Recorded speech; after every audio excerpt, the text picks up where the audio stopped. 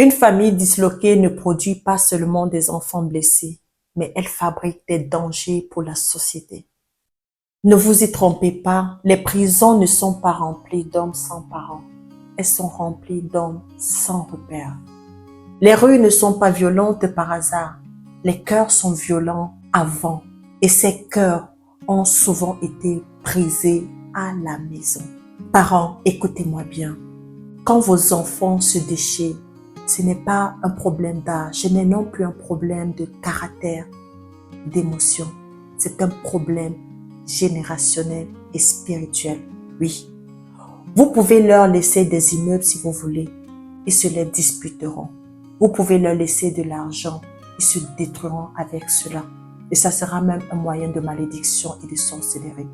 Vous laisserez ainsi la haine, la jalousie, les non-dits, les blessures non guéries. Vous les laissez une bombe à retardement à votre mort.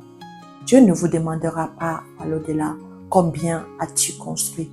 Il vous demandera qu'as-tu réparé. Car une famille désunie ne détruit pas seulement ses membres. Elle affaiblit une nation entière. Des foyers brisés, des adultes instables, des colères incontrôlées, des violences mais inexplicables.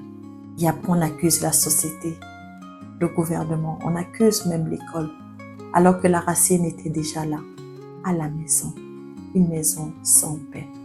Parents, le combat n'est pas économique, le combat est spirituel. Quand vos enfants ne s'entendent pas, ne normalisez pas en disant c'est normal, ça va aller, ils grandiront, ils comprendront. Non. Levez-vous, jeûnez, priez, intercédez, brisez le lien, arrêtez le cycle. Car une famille restaurée sauve plus de vies qu'un empire construit. Ce que vous ne guérissez pas à la maison, le monde le payera dehors. Mais laissez tomber. Regardez Élie, les enfants de David. Absalom a cherché à tuer son père David, le roi David. Il a poursuivi son père. David a pu se rattraper, mais il se faisait tard quand il a donné ce conseil à Salomon. Devant Dieu, ne demande que la sagesse et l'intelligence.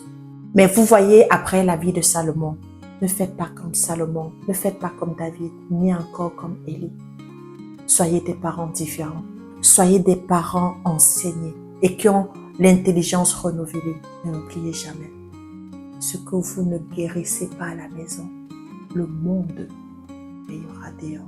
Dis-moi, est-ce que tu es prêt, parent, à construire l'avenir de tes enfants différemment cette fois-ci, dans l'harmonie, spirituellement, pour être partisan d'un avenir, d'un monde meilleur?